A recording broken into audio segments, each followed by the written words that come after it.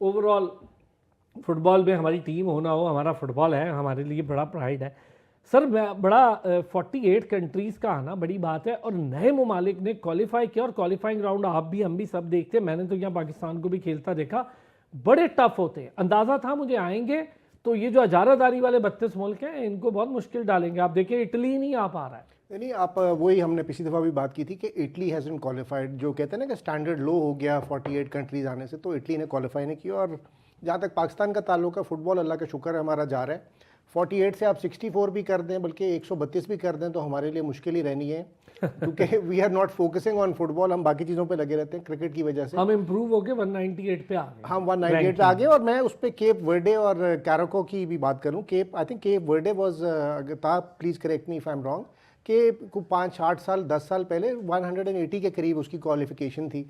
और जिनकी आबादी जो है कैराको की तो शायद मेरे ख्याल 1,80,000 है, और केप वर्डे की शायद 5.5 लाख है। उसके बावजूद, जो कि इस्लामाबाद से भी छोटे, आप किसी एक सेक्टर के ऊपर ले आए तो उतनी आबादी है, उसके बावजूद 180 से अगर क्वालिफाई करके वो 69 तक आ गए हैं, और वो they qualified for the world cup in the qualifying rounds. तो इट शोज़ कि ये इम्पॉसिबल नहीं है। आप थोड़ा सा फोकस करें तो आप यू कैन क्वालिफाई। और वो जो जर्मनी से 7-1 हारे हैं, वो उसमें कोई शर्मिंदगी की बात नहीं है। जस्ट कि इस पॉपुलेशन के साथ, जर्मनी के भी किसी एक शहर से छोटे उनकी कंट्री है, उसके बावजूद अगर they just qualified for the world cup, it's an amazing achievement.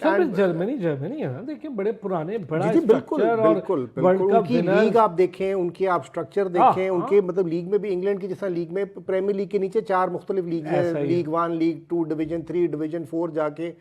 तो it's an amazing achievement. London के अंदर 35 टीमें, 40 टीमें खेल रही होती हैं।